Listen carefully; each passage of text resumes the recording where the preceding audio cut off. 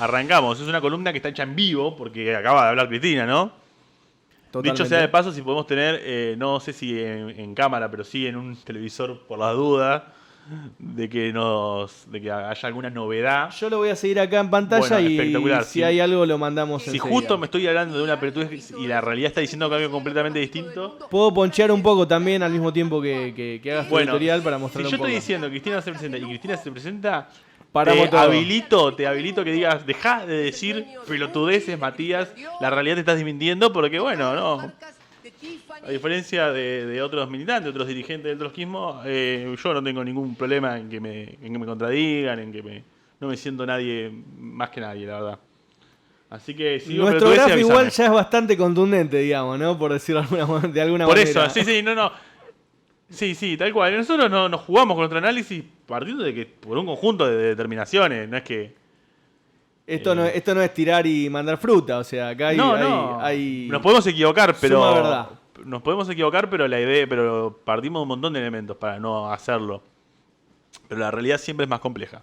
Bueno, arranco. A ver. Para pensar primero por qué Cristina no se presenta, hay que entender qué es Cristina, qué es el kirchnerismo como fenómeno político. ¿Está bien? Eso obviamente todos los compañeros que son kirchneristas no van a estar de acuerdo conmigo, pero bueno, al menos traten mis esfuerzos con respeto. Para mí, para nosotros, para la resistencia socialista, el kirchnerismo es un fenómeno político que surge de la síntesis de dos grandes andariveles, de dos grandes procesos socioeconómicos. Uno es la rebelión popular del 2001. Cientos de miles, las masas empobrecidas en las calles gritando que se vayan todos y con un proceso de largos años, porque no fue solamente el 19 y 20 de diciembre, fue el santiagueñazo, fue el Ultralcó, fue el Tartagalazo, fueron todas las rebeliones populares que fueron pariéndose del interior, que fueron poniéndose de pie y que fueron cercando a los gobiernos neoliberales, ¿está bien? Hasta que la bomba le terminó de estallar de la Rúa en Plaza de Mayo y durante prácticamente una década se enterró el neoliberalismo en la Argentina. ¿Está bien? Luego de eso se empezó, vino Duhalde, aplicó una devaluación, se pasó de 1 a 4, ¿saben? Una devaluación del 400%, picante, que dejó los salarios completamente por el suelo, pero desde el punto de vista capitalista, competitivos con respecto a las importaciones y demás. Es decir, los industriales locales pagaban menos que los industriales de otros países con respecto a sus trabajadores. Y eso les daba cierto nivel de competitividad para venderle a los argentinos en el mercado interno. ¿Bien? Y paralelamente se empezó a dar un alto precio de las commodities, es decir, un alto precio de las materias primas que Argentina vendía. Entonces, por un lado, la gente no quería más neoliberalismo y por otro lado empezó a haber un Estado argentino que empezaba a tener los dólares para poder repartir un poco más. Entonces, esa combinación de estos dos factores, por un lado la rebelión popular y por otro lado los grandes precios de las commodities a nivel internacional, generaron la condición de posibilidad para que políticos que otrora habían sido menemistas, dualdistas, de diferentes vertientes del PJ más o menos tiradas a la derecha, se reconvertiesen, se leyeran con inteligencia un nuevo proceso y se dedicasen a construir una corriente política, que es el kirchnerismo. Primero nació como Frente para la Victoria y demás. Cuando gana Kirchner con un muy margen de votos, un caudal de votos muy pequeño, se da toda la idea de cooptar al movimiento que había tirado abajo los 5 presidentes, que había hecho la rebelión popular. De hecho, hay dirigentes políticos que nacieron como piqueteros, como dirigentes del movimiento popular y terminaron como funcionarios. Se fueron convenciendo a un conjunto de compañeros de que la verdadera transformación de la realidad no pasaba por la lucha en las calles, por la lucha popular, sino pasaba por por copar el Estado, por el Estado. ¿Está bien? Ahora, el kirchnerismo cumplió una función capitalista, que es reinstitucionalizar el país. La gente estaba desconfiada de las instituciones de la democracia capitalista. Que sacar a la gente de las calles y meterla en las instituciones. Y administrar el consorcio capitalista de una manera progresista, porque era lo que las correlaciones de fuerza daban en el momento. ¿Está bien? Y después, gradualmente fue costando, ¿no? Pero fue descendiendo el nivel de movilización a lo largo de los años. Y el kirchnerismo gradualmente fue girando a la derecha. Primero en temas menores, o no menores desde el punto de vista de su gravedad, pero sí en su impacto en cantidad de personas. O sea, alianzas con sectores del PJ de las provincias muy de derecha, como Ninfran en Formosa, que mataba a los compañeros Cuom y demás. Asentarse en la sojización del suelo y la entrega de nuestros recursos naturales con la megaminería, etcétera, etcétera, etcétera. La ley antiterrorista, no sé si se acuerdan, estoy haciendo cosas de hace muchos años, ¿está bien? Proyecto X. El Proyecto X. El apoyo a las multinacionales que despedían a las comisiones internas de izquierda en el 2014.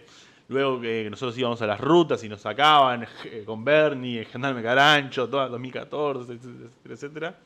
Y todo ese gradual corrimiento a la derecha fue generando que se fuese perdiendo apoyo popular. Hay gran cantidad de compañeros del kirchnerismo que no saben explicar por qué perdieron en el 2013 y el 2015. Es como, algunos compañeros lo explican como, bueno, no, el tema es que como los medios eran de derecha, convencieron a la gente de que nos deje votar. Como si la gente votase sin ningún tipo de anclaje en su realidad, en lo que le estaba sucediendo. Claro, claro. Y no olvidemos que en el 2014, por ejemplo, hubo una huelga de 17, 18 días contra Scioli, que era gobernador de la provincia de Buenos Aires. Ya empezaba el problema del techo de las paritarias y demás. Y empezaron a votar a otras alternativas. Recuerden que en el 2015 gana Macri con un discurso que decía, bueno, vamos a mantener lo bueno del kirchnerismo y vamos a cambiar lo malo. Vas a vivir todos los días un poquito mejor. Vas a vivir todos los días un poquito mejor. Y un montón de gente realmente lo creyó. Porque desde el 2014 en adelante vivió todos los días un poquito peor. Claro.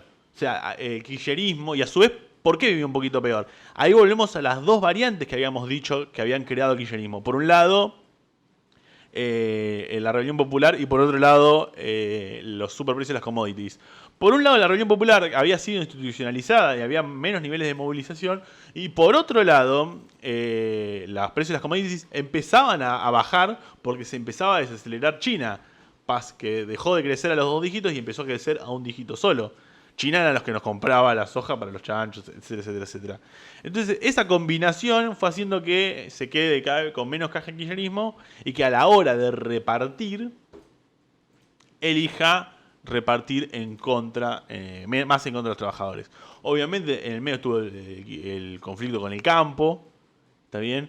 Y el kirchnerismo fue dando cuenta, y bueno, el conflicto con Clarín por el tema de la ley de medios, el kirchnerismo fue dando cuenta que la estrategia de lucha institucional tiene su límite y a su vez se iba quedando sin caja. Entonces esa combinación fue haciendo que se vuelva más contra los trabajadores. Recuerden declaraciones de Cristina en esa época.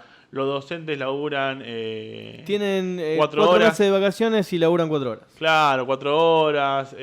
Los jubilados que quieran en el Estado. También había una cruzada muy grande por el impuesto al salario. Exacto, sí. Que decía que eran egoístas los trabajadores, que no querían pagar el impuesto al salario. Bueno, había todo eso, está bien. En el Estado era el primer precarizador, o sea, gran parte de la plantilla estatal estaba en negro, o sea, como monotributo. Esto fue después utilizado por Macri para despedir muchísimo en el Estado y generó grandes luchas como la del Hospital Posada, la del INTI, etcétera, etcétera, etcétera, que intentaban pelear contra los despidos que fueron posibilitados porque el kirchnerismo no nos pasó a plata permanente. Bueno, todas estas cosas se explican en algún punto por la transformación, por el cambio de estas dos variables que dije al comienzo. Bueno, después vino el macrismo Los trabajadores salieron a resistir, lucharon el 14 y 18 de diciembre, le pusimos un freno a Macri y él mismo dice que en la lucha contra la reforma previsional en el Congreso herimos de muerte a su gobierno.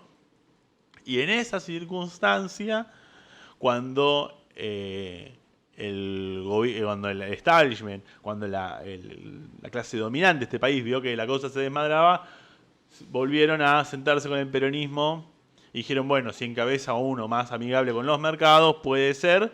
Y se vivió el triunfo del Frente de Todos, que se planteó siempre como un negociador, alguien que continuaría el acuerdo con el FMI que inició Macri, pero de manera más dosificada, etcétera, etcétera, etcétera, etcétera. Se firmó un acuerdo bastante malo, pero luego vino la pandemia, luego vino la sequía, la guerra de Ucrania y demás, y todas esas variables que empeoraban el acuerdo, que ya de por sí era malo, no se revisaron por el fondo, entonces estamos en estas circunstancias. Aplicando un ajuste dictado por el Fondo Monetario Internacional que restringe completamente nuestra soberanía. Cada 3 meses viene diciendo lo que tenemos que hacer. ¿Está bien?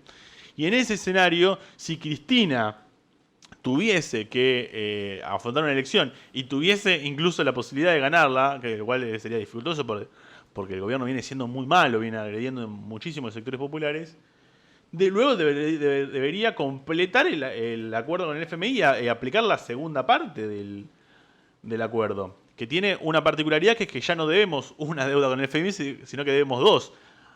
Macri tomó deuda para pagar la deuda con los bonistas, a los acreedores privados. Bueno, ahora tenemos una deuda del FMI para pagar la deuda con el otro FMI para pagar la deuda con los bonistas.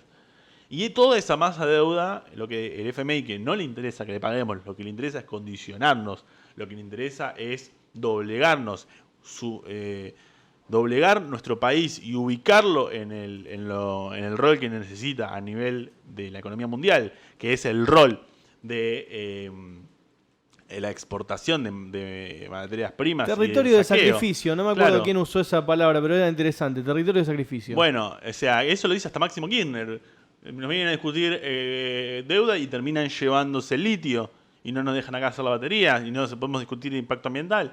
Bueno, si Cristina no tiene margen para hacer lo que ya había hecho en otro momento, que es un poco administrar, porque ya hay otras circunstancias, entonces o tiene que venir a expropiar parte del campo, a decirle que no al acuerdo con el FMI, a frenar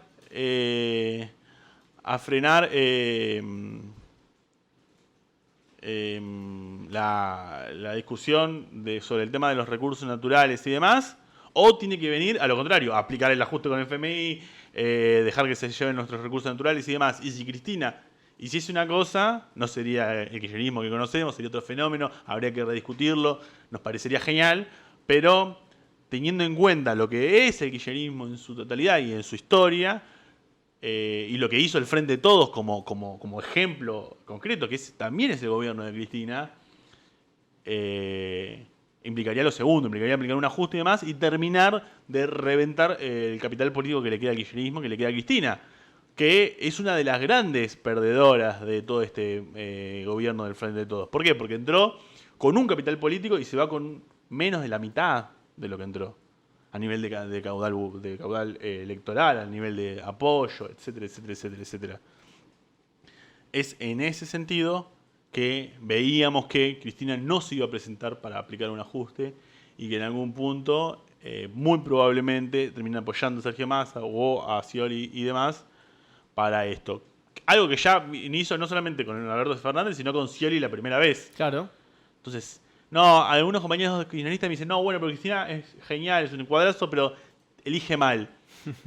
Compa, o sea, eligió mal con Scioli. Bueno, eligió mal con Alberto. Bueno, y ahora va a volver a elegir mal. ¿No será que capaz, digo, no sé, de repente los troscos un poco de razón tenemos?